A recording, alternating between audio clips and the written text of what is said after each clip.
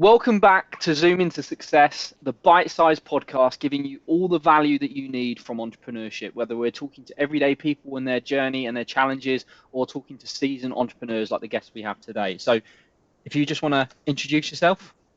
Sure. My name's James Ski. I am the CEO and founder of Sales Confidence.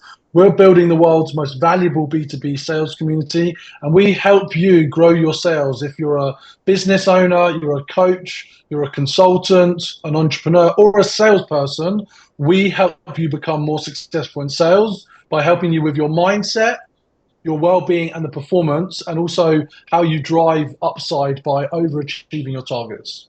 It's incredible. Thank you so much for coming on, James. And it's always amazing to see somebody building something from scratch, right? You've built a whole community. You've got a bunch of people joining the community. It's a very good place for, people to meet like-minded sales individuals, right? I mean, I guess like the first point that interests me there is obviously sales is such a valuable skill that we all need to learn. I mean, whether you're starting a business, whether you're going for promotion, whether you're trying to negotiate on a house price. I mean, sales comes into your everyday life and everyone is always going to have it. I mean, I remember my first experience with sales was, going down the market on a Saturday and trying to negotiate with the guy at the boot fair, trying to buy a Pokemon, Love that. VCR for like £5 and I wanted a pound off. These things go back. So I guess what was the realization for you? Like, what was the journey for you into sales that when, there's a gap in the market here and we need to support people to grow their sales?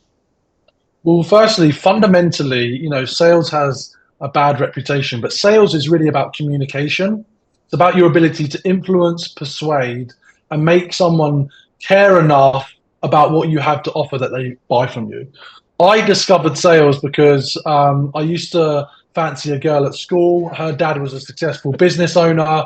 We went on a holiday together. He was reading biographies of businessmen, get rich books like Think and Grow Rich and Rich Dad Poor Dad.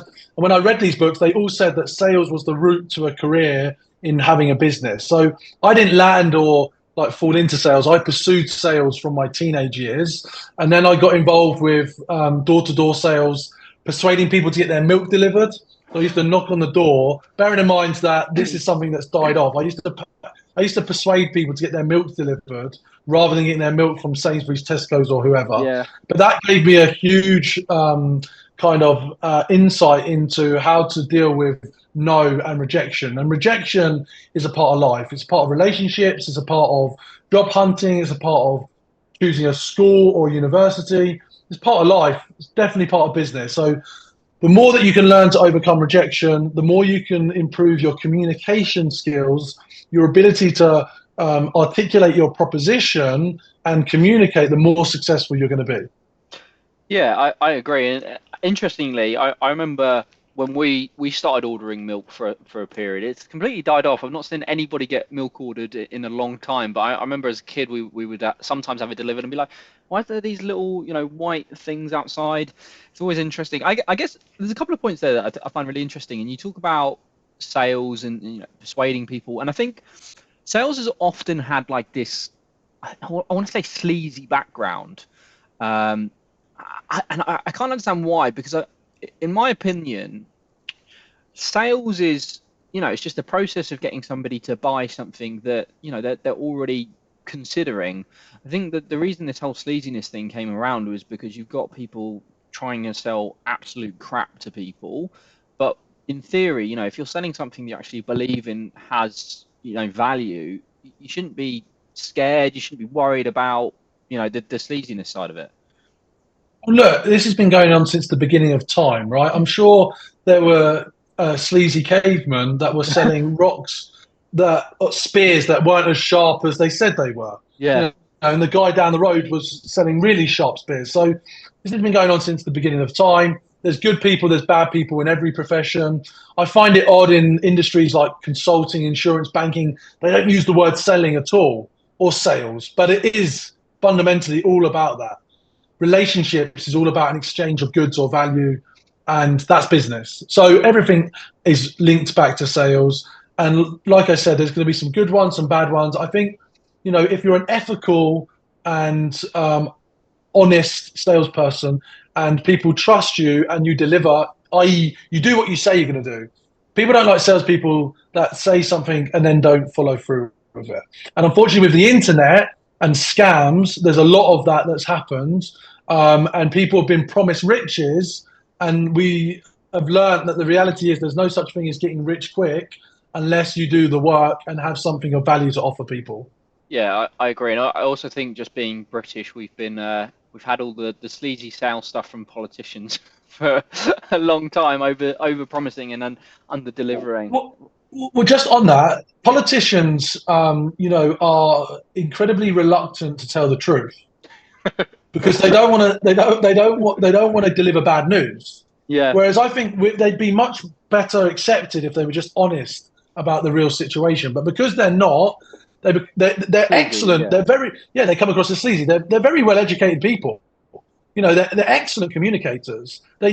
Some more than others, but they deliver their message quite well. But the problem is the message is so disconnected from the reality that that's when sleaze is yeah, what they get. exactly. They And get covered with. I don't know what's. I mean, we're going off on a slight tangent there. My bad. But Sorry. the no, no, no, no. But I think it's quite interesting, the whole politics side of thing, actually, because politicians, as much like, obviously people can study politics at university and things.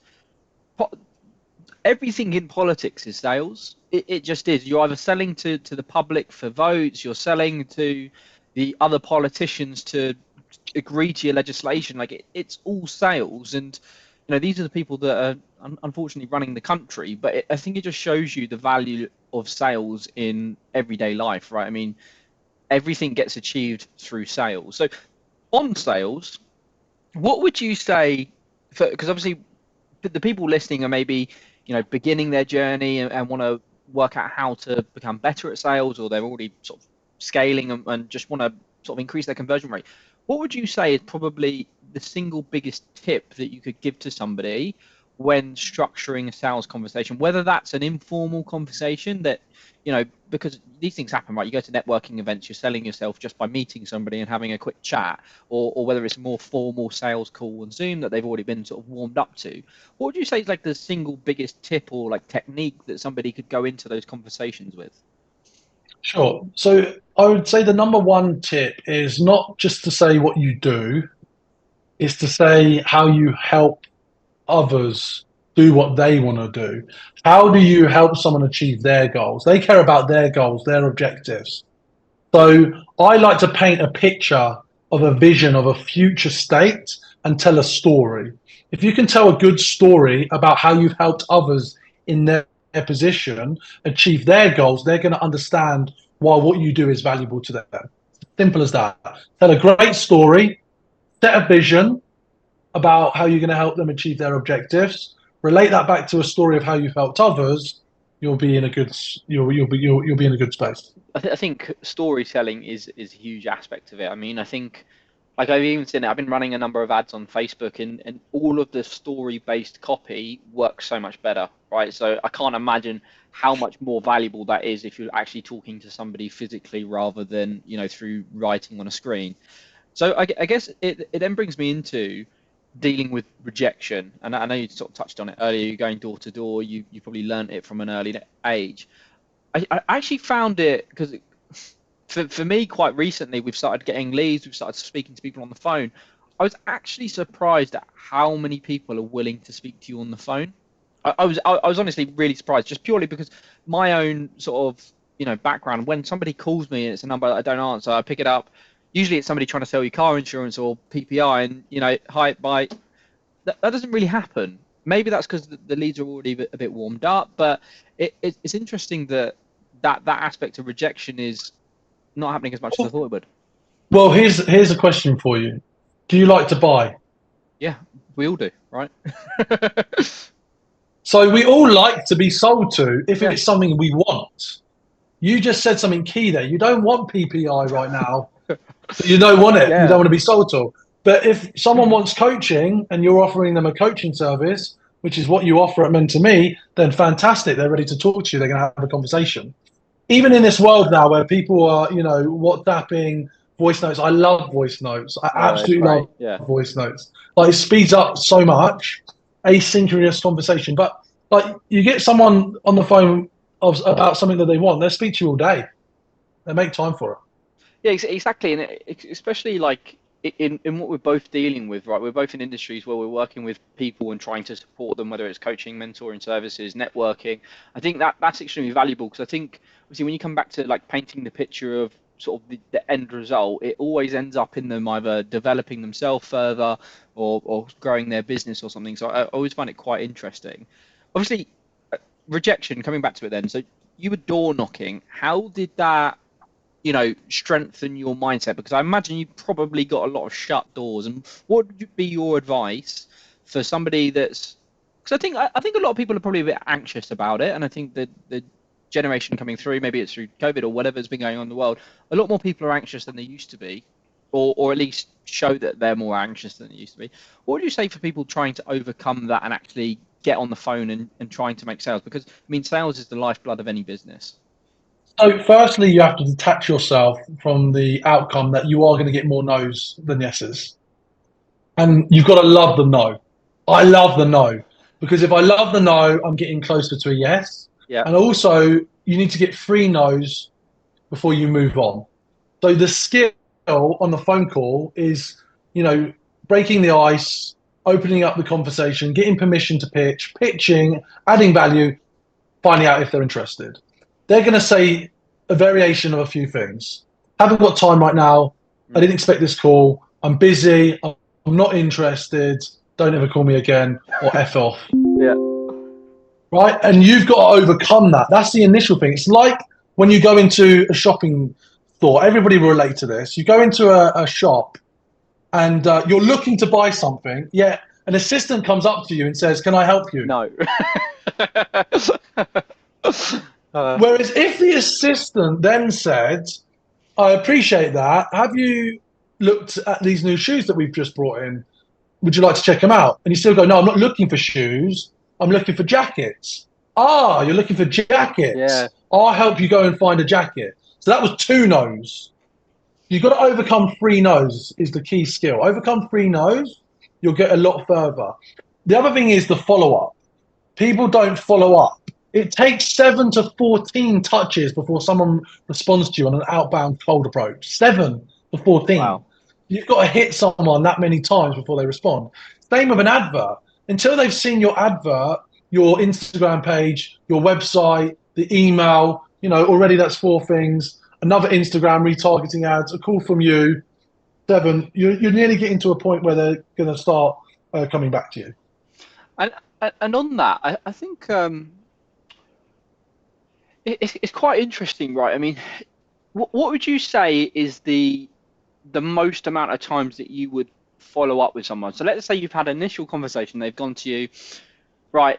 I'm interested. Obviously, I mean, you always want to try and deal with it on the call or get like a scheduled thing in next. But for those that say, give me a call next week, let's talk on Monday, and you have that call, and then they're still on the fence, like how many times would you say you'd be willing to follow up with someone before you just say, okay, let's move on. This person is obviously not interested.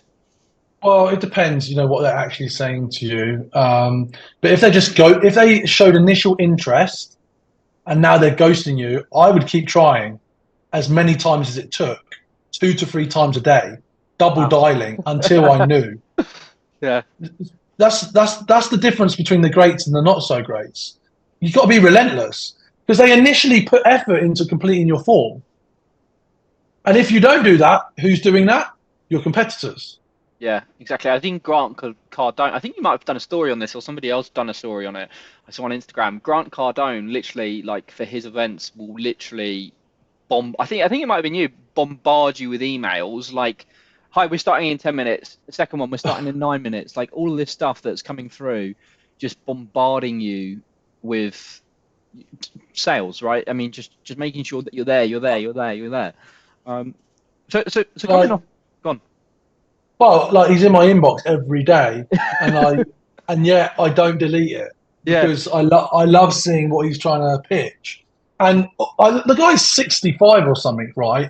And he still does free stories sessions. He's a zillionaire, whatever he is or isn't. Like My He's got guess money. He's got money. He's he's got a got private he's jet. He's got got money. money. He doesn't need to do it, Yeah. right? But he loves doing it.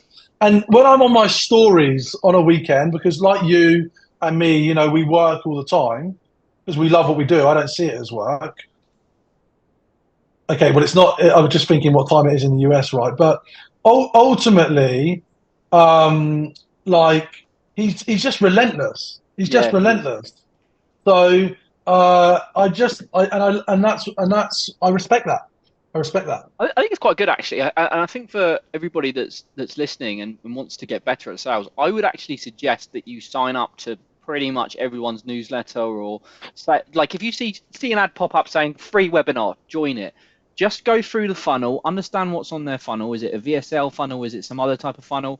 What is the follow up looking like? Are you getting a call quite soon after? Are you getting emails? Like obviously if you've got no intent to purchase, don't worry about it, right? I mean, you can work that out quite quickly, but see what their sequence is and get the value from it.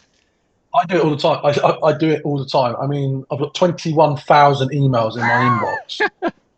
Right, that's because I've signed up to every marketeer in the last 5 years.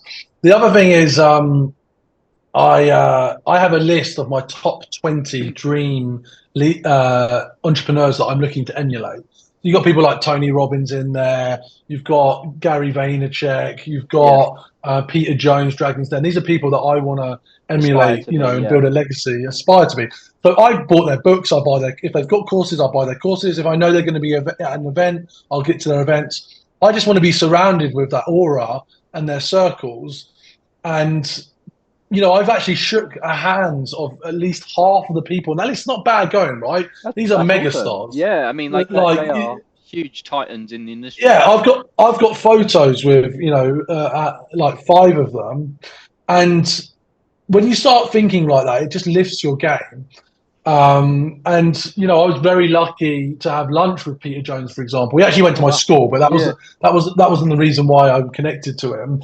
It was via his foundation, which is about supporting future entrepreneurs for young students, and I recommend everyone checks it out. But in that 90 minutes, I got more than a year of reading other people's Oh, books. yeah. I can't imagine the amount of value you can get from it. And actually, it's quite a nice tangent, quite a nice segue into the next piece because I see Gary Vee's content, and to be honest, I I immerse myself in a lot of Gary Vee's stuff purely because he sees a lot of the trends before anybody else. So like when I see him post something and it's got like the I don't know what you'd call it, like the border with the letter, the writing on the top. Yeah, that's something that I need to do. He's talking about posting on LinkedIn. That's something I need to do. Doing all this stuff on YouTube Shorts, something I need to be doing and not doing enough of. Right? It very much helps you realize, yeah, there's so much more audience here that we need to be targeting. And I think that's quite a good segue into LinkedIn because obviously you were the number one guy on LinkedIn for a while. I think Yeah. LinkedIn is actually a very underutilized platform by a lot of people. It's leaving a lot of money on the table. What would your advice be to somebody that is like now turning their eyes towards LinkedIn to build a network, build connections, and obviously get to a point where they can build in leads? Sure. How old are you, by the way, Jack? 25. Okay, you're 25, right? I'm 37. I was at LinkedIn when I was 30. And I've got something like 35,000 connections on LinkedIn. That's very hard to build in this day and age because you have a limit of 100 connections a week. So you Wow. can only generate 5,000 connections a year. So if I do the maths on that, it would take you 7 years just to generate what I've generated if you consistently showed up. So one, you've got to start today. You've got to connect with people that are in your target ICP, ideal customer profile. You've got to have an awesome profile. You've got to be posting like you do on your other platforms daily Yeah. and videos. It's not the ideal platform for LinkedIn because LinkedIn was never a video first platform. LinkedIn's been around for 20 years. It's an oldest platform out of the ones that are still around. But you need to be posting once, twice daily and driving people to whatever links that you want. You need to be commenting on your competition's post or the post. I think a lot of Gary Vee will say, you have to do and be bespoke to the algorithm on every platform. That's not easy to do if you haven't got a team, right? Yeah. 100%.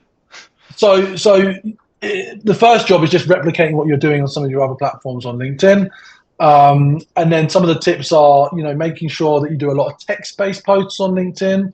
Spacing is really important. They call it broetry. It shouldn't just be like what you wrote like when you were at school or uni if you went to uni. It's more kind of Story based. I like see a lot of good story story based stuff. I actually story based with good hooks. Yeah. what I've started to do, and I actually done a reel on this what recently. Like chat, you shouldn't just rely on Chat GPT, but I use a tool called Descript. It literally I just upload the video of whatever I posted on Instagram. It gives me the full script. I built my own like custom GPT, which basically will then take the script and it will write me a couple of different LinkedIn's. I'll then I'll reword it so it sounds a bit Yeah. more human and what I want, but it gives you the structure for you to do a LinkedIn post. Now, I'm not doing that consistently. I recognize that, and that is something that I should do. But there's definitely ways of repurposing content a lot easier, especially when you haven't got teams. And I think that's very valuable. Um, and I think LinkedIn is definitely something I need to grow this year as well. Repurposing, I totally agree. Yeah. Yeah. And then the other thing is once you're connected with people, direct messaging them So with that's not links. something I do. That's not something I do. You I need to, get so many DMs on LinkedIn of stuff that I'm just completely not interested in. I think that it's a bad, yeah, but Jack, this is the point before you get all upset about it. It's stuff you're not interested in yeah, until you see something you are interested in. yeah. So be the guy that is interested and start just DMing your contacts. Good idea. I'm gonna have to take that on and start doing it and implementing because, as I said, look, there's lots of money on the table in LinkedIn, and I mean, especially in our industries, right? I mean, LinkedIn is. I mean, the whole point of LinkedIn is that you link in with other people's connections as well. That's why you comment. That's why you connect with people. So you want them to connect on your profile. There's a lot of value there, and it's something that I need to look into a bit more. So coming on to probably the last point that we'll cover is around community. So everyone is starting to build communities. There's lots of values in community. I mean, Alex Hermosi's just sort of bought part of school. Personally, I wouldn't pay £99 to get it, but I mean, if there's enough value in something, I think people would, right? I mean, it's Well, look, I'm not affiliated with them, but like I use Circle. I much prefer it to School. I yeah, think School is so basic. It's not. It's really pretty pants. But fair play, Hormozy will drive, sales. It will a drive hundred lots of people. x. Yeah, And like I'm excited about what he's going to do. The other thing is, I would say that community again is about bringing people together. So if you can bring people together that are in your ideal customer base or your target, then you're gonna have a good run. And if you're then at the center of that, you're going to be remembered. You're going to be able to practice your communication. You're going to deliver your stories. It's perfect. It's the most important thing to do, and it's a great way to start. Like if you've got an idea right now, and you're listening to this, and you're working, and you've got a side hustle, go and organize a dinner for 5, 10 people.